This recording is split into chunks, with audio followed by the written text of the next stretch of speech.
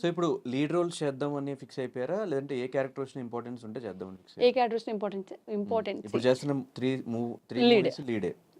దీని తర్వాత ఏ క్యారెక్టర్ వచ్చినా మీరు చేయడానికి రెడీ. ఈ పాయింట్ వల్లే ఇది సినిమా నడుస్తుంది అన్న క్యారెక్టర్ నాకు వస్తే అది 1 మినిట్ ఉన్నా కూడా నేను చేస్తాను. మళ్ళీ నేకల్ లాంటి రోల్స్ వచ్చి ఒకవేళ ఆర్జీవి గారు డైరెక్టర్ కాకుండా వేరే డైరెక్టర్ అయితే చేయను. చేయరు. ఇన్కేస్ ఆర్జీవి గారు అయితే మళ్ళీ ఇంకో సినిమా ఏమైనా చేస్తే అలాంటిది చేయను. ఇంకా అలాంటి చేయరు. చేయను. దాని పక్కన పెట్టేసినట్టే. ఒకసారి చేసినది రెండోసారి అవసరం లేదు. ఓకే. సో కమింగ్ టు మరణం. సో రిలీజ్ కాబోతుంది, రెడీగా ఉంది. సో ఈ ఫిలిం గురించి ఏం చెప్తారు? ఇది ఒక dream travelling, about to dream travelling. So ఇందులో ఏమంటే 2 వేరియేషన్ ఆఫ్ క్యారెక్టర్ ఉంటుంది నాది. ఒకటి లైక్ ఒక ఫ్రెండ్స్ మధ్య జరిగే స్టోరీలో నా వేరియేషన్ 2 విధాలుగా నన్ను చూడొచ్చు, ఎస్పెషల్లీ క్లైమాక్స్. సో దట్ ఈ సినిమాలో నేను యాక్టింగ్ బేస్డ్ ఎక్కువ ఉంది. ఎక్కడ ఏమి వల్గారిటీ ఉండదు. తర్వాత అబ్బా ఈ సినిమా ఎందుకు వచ్చా అన్న ఫీలింగ్ ఉండదు. ప్రతి ఒక్కళ్ళు ఎంజాయ్ చేసే ఫిలిం మరణం అంటే. అండ్ నాకు ఎస్పెషల్లీ నేను ఏంటంటే నాకు యాక్టింగ్ బేస్ ఎక్కువ ఉన్నది. అంటే మాకు టీజర్ చూసినప్పుడు ఒక క్రైమ్ థ్రిల్లర్, లేకపోతే ఒక హారర్ కాన్సెప్ట్, హారర్ ఈ రెండు అర్థం కాలేదు. ఏ జోనర్లో ఇది తీసారు? It's a horror, crime, horror, thriller. Thriller. Crime అంటే ఇంకా కైండ్ ఆఫ్ హర్రర్ ఫిల్మ్ ఎలా చూస్తామో అలాగే డిఫరెంట్ జోనర్ అంతే. ఏదో దెయ్యం అయిపోయి ఒక దెయ్యం ఇక్కడ ఉండి నడిపించేది అలా ఉండదు. చాలా క్రైమ్ థ్రిల్లర్స్ కానీ హారర్ సబ్జెక్ట్స్ కానీ చూసాము. వాటికి ఈ మరణం ఫిలిం కి వాట్ ఇస్ ద డిఫరెన్స్ మాకు చూపించు. ఇప్పుడు మీకు అదే చెప్పాను కదా, అప్పుడు ఇంతకు ముందు ఏంటంటే ఒక దెయ్యం ఒక దానిలో వెళ్ళిపోయి ఆ ట్రావెల్ చేస్తూ ఉంటుంది. అంటే ఇందులోంచి ఇలాగెళ్ళాలి, ఈ దెయ్యం నడిపిస్తుంది అంటది. ఇది అలా కాదు, అబౌట్ టు డ్రీమ్ ట్రావెలింగ్. నా డ్రీమ్లో మీరు వస్తారు, మీ డ్రీమ్లో నేను వస్తాను, అందులోంచి ట్రావెల్ అయ్యేది. ఓకే. ఇలాంటి డ్రీమ్ ఫిలిం రీసెంట్గా ఏదో సినిమా చూసాను నేను, కన్నప్పన సంథింగ్, ఏదో తమిళ్ ఫిలిం. ఎలా ఉంటుంది? సేమ్ ఇలాగే డ్రీమ్లో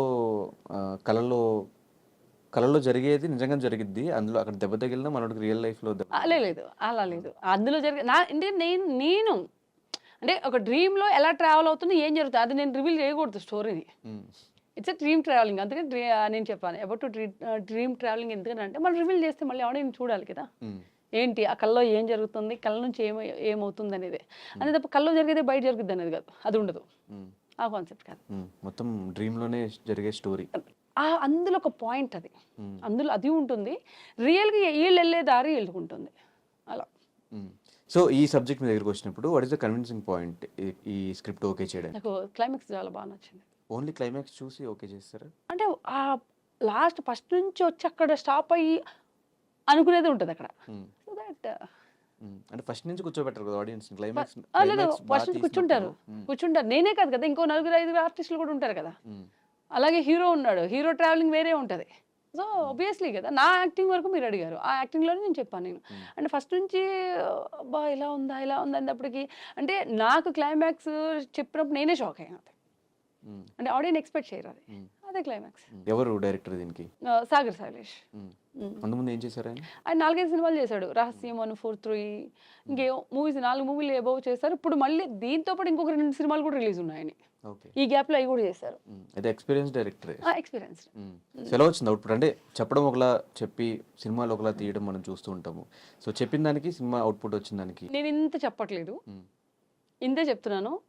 ఇంతలో ఇంత ఉంటుంది. ఓకే.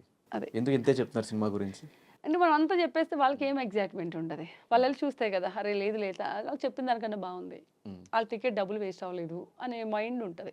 మనం ఓవర్గా చెప్పేసామనుకో, ఎక్కువ ఎక్స్పెక్టేషన్ మీద వెళ్ళిపోయి చూసానుకో, అది అందలేకపోతే ఎందుకు ఎక్కువ చెప్పడం ఎందుకు, చూస్తే వాళ్ళకి తెలుస్తుంది కదా. బట్ వెళ్ళి చూడండి, మీరైతే మీ మనీ వేస్ట్ అవ్వదని ఒక పాయింట్ అయితే మేము ఇస్తున్నాం కదా. ఎందుకంటే మనం కొన్ని సినిమాలు, పెద్ద సినిమాలు చూసినప్పుడే బా ఎందుకు వచ్చావు అనిపిస్తుంది. నేను అదైతే అనిపించదు. మీకు ఎక్కడ ట్రావెల్ అవుతూ ఉంటారో బోర్ అనిపించదు. ఫస్ట్ పాయింట్ బోర్ అనిపించదు.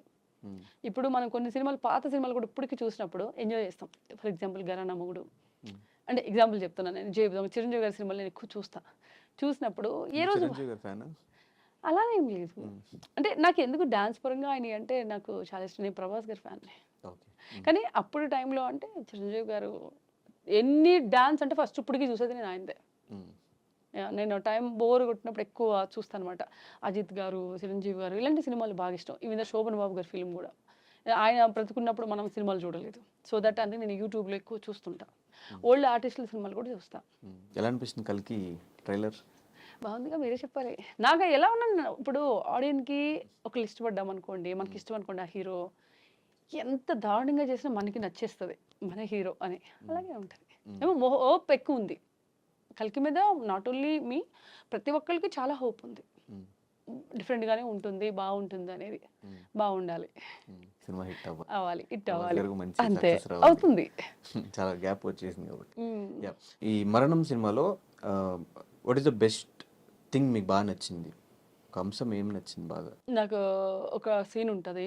ఫ్రెండ్స్ మధ్యలో ఒక సీన్ ఉంటది. ఆడియన్ కూడా ఎక్స్‌పెక్ట్ చేయడనమాట. సూపర్ ఇష్టం నాకది.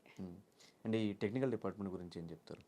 టెక్నికల్ డిపార్ట్మెంట్‌లో మాత్రం డీఓపీ గారు, లేదంటే music director, editor they or did very good job అండి. ఎందుకంటే ఇంకో డీఓపీ వర్క్ గురించి బాగా చెప్పాలి. మేము అప్పుడు నైట్‌లో అడవిలో షూట్ చేసేవాళ్ళం. ఎందుకంటే వాళ్ళే కదా మెయిన్ అన్నిట్లికన్నా అసోసియేట్ డైరెక్టర్స్ కావచ్చు, లేకపోతే కెమెరా క్రూ అవ్వచ్చు. నేను సినిమా చేస్తున్నప్పుడు నా సీన్ కాబట్టి నేను ఎంజాయ్ చేస్తా. వాళ్ళు అసలైన టార్చర్ వాళ్ళకుంటది. అవునా? వర్షం వస్తా ఉంది, అడవి, లైట్లుండవు, ఏముండవు. ఎక్కువ అప్రిషియేట్ చేయాల్సింది క్రూని. ఆళ్ళు కెమెరా డిపార్ట్మెంట్ అవ్వచ్చు, అసోసియేట్ డిపార్ట్మెంట్ అవ్వచ్చు. ఎవరైనా గానీ వాళ్ళు చూసి వాళ్ళు అన్ని అయిన తర్వాత మనం వెళ్తాం. ఇప్పుడు ఇక్కడ ఉంది ఒక ప్లేస్ చూడాలంటే ఫస్ట్ ఆళ్ళే ఎళ్ళాలి. వాళ్ళే కెమెరా సెట్ చేయాలి. సో, నాకన్నా ఎక్కువ హార్డ్ వర్క్ చేసింది వాళ్ళు అనిపిస్తది నాకు. So, I like them. అంటే నాట్ ఓన్లీ ఈ ఫిల్మ్, ఏ ఫిల్మ్‌కైనా సరే ఫస్ట్ క్రెడిట్ వాళ్ళకే ఇవ్వాలి. ఆ డిపార్ట్మెంట్‌కే ఇవ్వాలి. అండ్ షూట్ అంతా అడవిలో జరిగింది కాబట్టి ఆ అడవిలో జరిగే ఎక్స్పీరియన్స్ ఎలా అనిపించింది ఆ షూటింగ్ భయం. అంతా? నైట్‌లు 3, 4 గంటలు, 5 గంటలకి వరకు ఆ టైంలో 5 కొంచెం తెల్లారుతది. అప్పుడప్పుడు వర్షం. 3:00, 4:00 కుయింగ్ కుయింగ్ అని సౌండ్‌లొచ్చేయి. అడవిలో అంటే ఏవో ఉంటాయి గదా!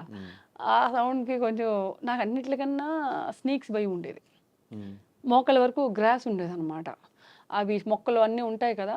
అయి గుచ్చుకున్నప్పుడు కూడా హిచ్చింగ్ వచ్చేసేది. అప్పుడేం చేసేవాళ్ళం కొన్ని రోజులకి నేను 2, 3 రోజులు చూసిన తర్వాత మొత్తం ఇక్కడి వరకు షూ ఏయడం స్టార్ట్ చేశా. Black shoe. ఎందుకంటే మళ్ళీ కెమెరాకి కనిపించకూడదు కదా షూ. ఇంకా అలాగా మేనేజ్ చేసేవాళ్ళం. ఇంకోటి వైట్ లెన్స్ పెట్టుకున్నా. ఆ పోస్టర్‌లో ఉంది కదా! అది కళ్ళు కనిపించదు. అది పెట్టుకుంటే. బరువుంటాయి చాలా. ఆ లెన్స్ పెట్టుకుంటే అది తీసేంత వరకు కళ్ళు పెయినొచ్చేస్తాయి. అదొక ఎక్స్‌పీరియన్స్. ఏ అడవిలో చేశారు షూట్? ఇక్కడ చిలుకూరు దగ్గర అటు వెళ్ళాము. ఓకే. తెలంగాణలోనే షూట్ అయింది. తెలంగాణలోనే. అక్కడే ఆ సరౌండింగ్ ఏరియాలో అటు సైడ్ మొత్తం అంతా ఏరియా. నాది ఎక్కువ 90% షూట్ అంతా నైటే. ఎన్ని డేస్? ఒక 30 డేస్ పైన చేసాం. బాగానే కష్టపడ్డారు అయితే. నైట్ నాకు డే చాలా తక్కువ నేను షూట్ చేసింది. 1 or 2 డేసే. మిగిలిందంతా నైట్ షూట్‌లే. మార్నింగ్ 4:00 3:00, 4:00 వెళ్ళేవాళ్ళం లొకేషన్‌కి ఈవినింగ్. మళ్ళీ మార్నింగ్ 7కి. సో ఈ సినిమాలో ఆడియన్స్‌ని భయపెట్టబోతున్నారా? ఏదైనా ఎంటర్‌టైన్‌మెంట్ ఉండబోతుందా? లేకపోతే ఏం ఏం జరగబోతుంది? ఏం చూపించబోతున్నారు? ఇందులో ఎంటర్‌టైన్‌మెంట్ ఉండదు. భయం ఉంటది. But okay. అంటే ఈ సినిమా కాన్సెప్ట్‌లో కర్మ ఫేస్ అని ఉంది కదా! కర్మ ఫేస్ అంటే లైక్ మనం చేసే ఒక మిస్టేక్‌ని కవర్ చేసుకోవడానికి ఏం చేస్తాం? That is the concept. మీకు తెలుసో తెలియకో మనం ఒక మిస్టేక్ చేస్తాము. దాని కవరప్ కోసం ఒక అబద్ధం చెప్తేనే 10 అబద్ధాలు చెప్పేస్తాం. అవునా? ఈ అబద్ధం నుంచి ఈ అబద్ధం అలా కైండ్ ఆఫ్ ఇది కాన్సెప్ట్. దానికి టైటిల్‌కి సంబంధం ఏంటి? మరణం అనే టైటిల్ అంటే ఆ ఒక్క మిస్టేక్‌లో ఎన్ని తప్పులు చేస్తే ఆ మరణానికి ఉంటది అని. ఆ మరణం అనేది ఎలా వస్తది? సో టైటిల్ ఫస్ట్ చెప్పంగానే వాట్ ఈస్ యువర్ రియాక్షన్? నాకు ఫస్ట్ అంత ఏం చెప్పలేదు. 1 వీక్ ఏమో అయిన తర్వాత ఇలా అనుకుంటున్నాను అని చెప్పేసి డైరెక్టర్ చెప్పాడు. ఆళ్ళకన్నా బాగా మనకేం తెలుస్తదండి. రాసేవాళ్ళు ఆళ్ళు. మీకు ఏదైతే ప్రొడ్యూసర్స్ వాళ్ళు డిసైడ్ చేయాలి కదా! నేను వద్దంటే మానేయరు, నేను పెట్టమంటే పెట్టరు. As a artist right? So మనకన్నా బాగా థింక్ చేసేది వాళ్ళే. Producer and director. ఎందుకంటే నేను ఆర్టిస్ట్‌గా చేస్తాను. అది అయిపోయిన తర్వాత వెళ్ళిపోతాం. కానీ వాళ్ళు మనీ పెట్టేది ప్రొడ్యూసరు. డైరెక్టర్‌కి పేరు రావాలి. ఇప్పుడు నాకు ఈ సినిమా చెప్పి ఇంకో 3 సినిమాలు చేస్తానా నేను?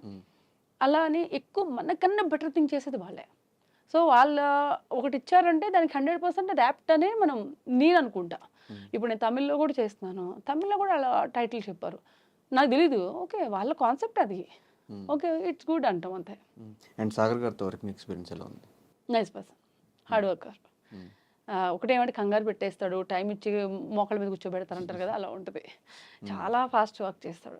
అంటే ఒక సీన్ అంటే ఆ సీన్‌ని ఫటాఫట్ మనం డ్రెస్ చేంజ్ టైం కూడా అంత ఎక్కువ టైం ఇయ్యడు. అంతే తప్ప అంటే దాన్ని కూడా నెగెటివ్ అనకూడదు. ఎందుకంటే ఆ టైంలో అయన్నీ చేయాలి. వాళ్ళు ప్రొడక్షన్ కాస్ట్ కూడా చూసుకుంటారు కదా! అంతే.